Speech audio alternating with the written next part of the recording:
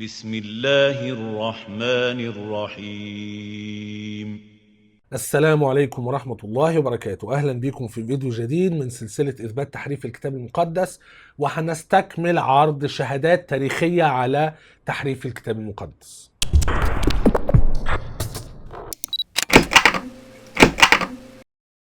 في البداية، لو أنت مهتم بمواضيع الحوار الإسلامي المسيحي ولو مهتم أيضا بالنقد الكتابي، يبقى أنت لازم تشترك في هذه القناة.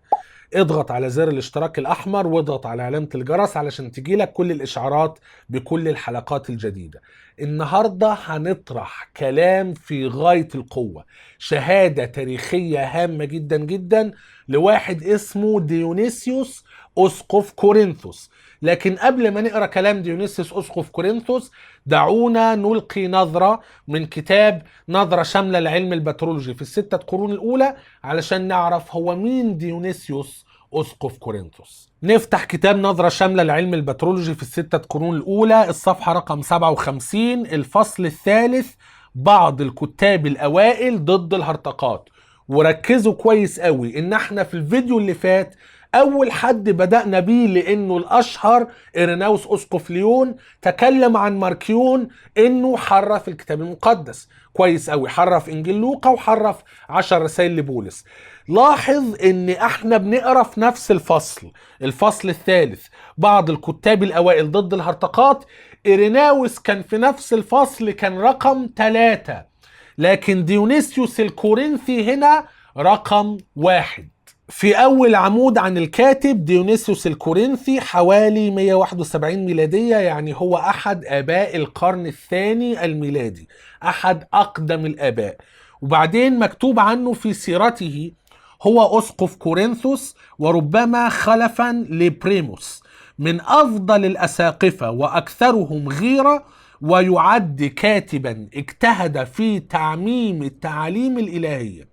وبعدين كاتب الهراطقة الذين يشير إليهم هم على الأغلب تلاميذ ماركيون ومونتانوس. يعني ديونيسيوس أسقف كورنثوس بيتعامل مع نفس الطائفة، زي ما إيريناوس كان بيرد على كريدو أو كيردو وماركيون، كيردو وماركيون إيريناوس كان بيرد عليهم.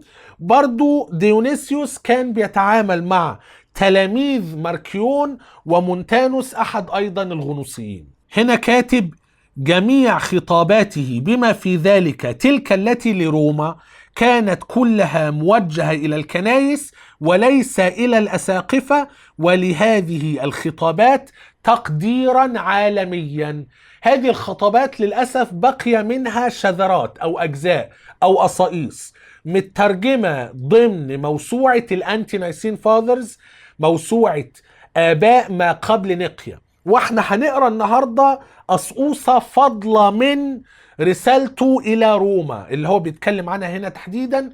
نبص في العمود الثاني بيتكلم عن هذه الرسالة بيقول إيه. طبعا فوق خالص بيقول هو له 7 خطابات جامعة موجهة إلى مش عارف مين ومين ومين ومين، وفي الآخر إلى روما، وفيها يمتدح عادتهم التي داوموا عليها في زمان الاضطهاد، وهي إرسال مؤن وزاد للكنائس الأخرى، ويمتدح سوتير أسقفها أنه زاد في العطية والمعونات إلى الكنائس الأخرى، وأيضا لمساعدة أولئك الذين عوقبوا بالعمل في المناجم. فهو بيقول المسيحيين كانوا واقعين تحت اضطهاد، وهو بعت رسالة إلى روما بيمتدح فيها الكنيسة إن هي وقفت جنب الكنائس التانية وقت الاضطهاد.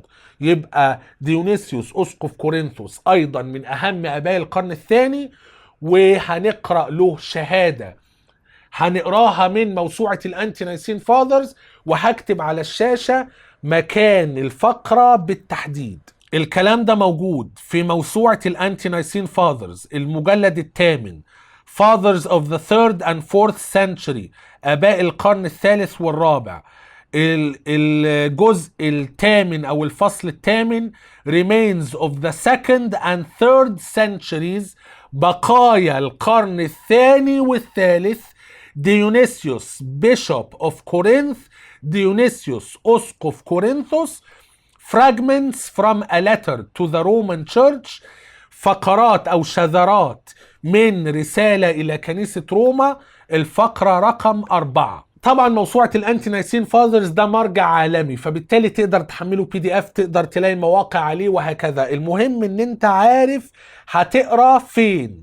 احنا بنقرا في المجلد الثامن بقايا آباء القرن الثاني والثالث ديونيسيوس أسقف كورنثوس، فقرات أو شذرات من رسالته إلى كنيسة روما، الفقرة رقم 4. هعرضها من موقع مشهور جدا جدا اسمه كريستيان كلاسيكس اثيرال لايبراري. تقدر تلاقي عليها الانتي نايسين فاذرز والنايسين اند بوست نايسين فاذرز، كل السلاسل الهامة الكلاسيكية المسيحية المعترف بها عالميا. هنا في بداية الصفحة كاتب ديونيسيوس بيشوب اوف كورنث، ديونيسيوس اسقف كورنثوس. هقرا النص بالانجليزي وبعدين هقرا له ترجمة بالعربي. الفقرة رقم 4 بيقول: For I wrote letters when the brethren requested me to write, and these letters the apostles of the devil have filled with tears, taking away some things and adding others, for whom a woe is in store. It is not wonderful then if some have attempted to adulterate the Lord's writings when they have formed designs against those which are not such. الفقرة دي لغتها قوية جدا. هقرأ لكم الترجمة بتاعتها، ترجمتي أنا ليها بالعربي. الترجمة تقول: لقد كتبت عندما طلب مني إخواني الكتابة، وهذه الرسائل قد ملأها تلاميذ الشيطان بالعيوب، حذفوا منها بعض الأشياء وأضافوا إليها أشياء أخرى. هؤلاء لهم العذاب مدخر. ليس أمرا عجيبا إذن لو تجرأ بعضهم على أن يغش كتابات الرب عندما شكلوا تصاميم ضد تلك التي ليست من هذا القبيل.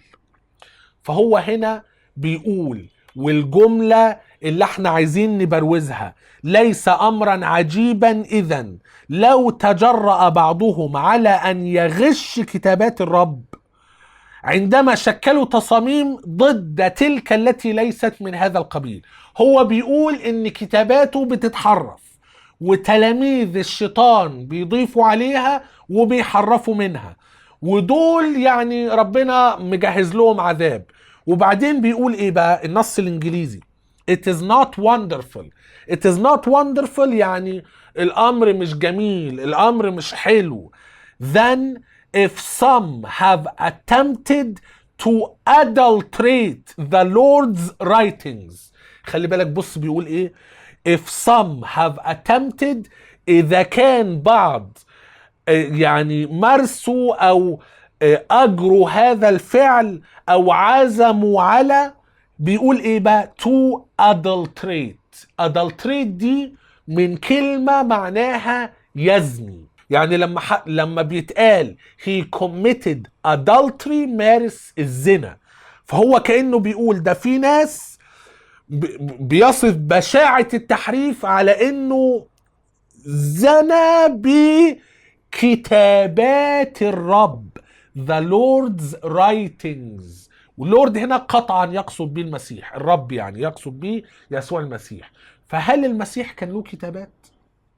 وهل في ناس حرفت كتابات الرب؟ حرفت، مش تحريف كده، ده بيقول لك ده زنا، بيصف التحريف بانه كأنه مارس الفاحشة بكتابات الرب. فهنا هو يقصد ان هو مش مستغرب من الناس اللي بتحرف كتاباته، لان اذا كان في ناس حرفت كتابات الرب هتختشي على دمها ومش هتحرف كتابات اللي اقل منها شأنا when they have formed designs against those which are not such. It is not wonderful when they have formed designs against those which are not such. ليه؟ علشان some have attempted to adulterate the Lord's writings. فهي تتفهم كده. هو بيقول لما الناس كانت بتطلب مني اكتب رسائل كنت بكتب، لكن تلاميذ الشيطان ملأت كتاباتي بالغش او بالاكاذيب او كذا، اللي هو the apostles of the devil have filled with tears, taking away some things and adding others، بيضيفوا حاجات ويحذفوا حاجات تانية. for whom a hoe is in store، جهنم يعني نار متجهزها لهم. وبعدين احنا بقى ما نستغربش ان ده حاصل، ان في ناس بتحرف كتاباتي، لان في ناس غيرهم حرفت كتابات الرب. فهذه شهادة تاريخية في غاية الأهمية، إن ديونيسيوس أسقف كورنثوس بيقول إن أولا كتابات الآباء كانت بتتحرف. رقم 2، مش عجيب إن كتابات الآباء تتحرف لما كان في ناس بتتجرأ على تحريف كتابات الرب، The Lord's writings. احنا بنقول بشكل عام فيما يخص ان ده دليل على ان كتابات الاباء كانت بتتحرف، ان كثير جدا من الناس اتباع الكنيسة القبطية الارثوذكسية بيقدسوا كتابات الاباء واقتباس الاباء من الكتاب المقدس بشكل كبير جدا. وبيجي يقول لك مثلا النص ده عليه خلاف ما بين المخطوطات، بعض المخطوطات بتضيفه، بعض المخطوطات بتحذفه.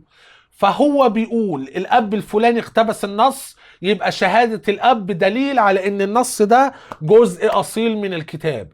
احنا بنقول لك يا ابني اللي حصل في الكتاب المقدس من تحريف ايضا حصل في كتابات الاباء، وان اللي يستجري يحرف الكتاب المقدس هيبقى سهل عليه جدا انه يحرف كتابات الاباء، زي ما ديونيسيوس اسقف كورنثوس احد اهم اباء القرن الثاني، او شهادة مهمة جدا من القرن الثاني، بيقول. انا هكتفي بهذا القدر في هذا الفيديو، شهادة تاريخية هامة جدا جدا. لو كان الفيديو عجبك اعمل لايك وشير وسبسكرايب، وشارك الفيديو ما بين المهتمين بالنقد الكتابي والمهتمين باثبات تحريف الكتاب المقدس. لو الفيديو ما عجبكش وتبقى غالبا مسيحي اعمل ديسلايك، مفيش مشكلة. الى ان نلتقي في فيديو اخر قريبا جدا باذن الله عز وجل. لا تنسوني من صالح دعائكم، والسلام عليكم ورحمة الله وبركاته.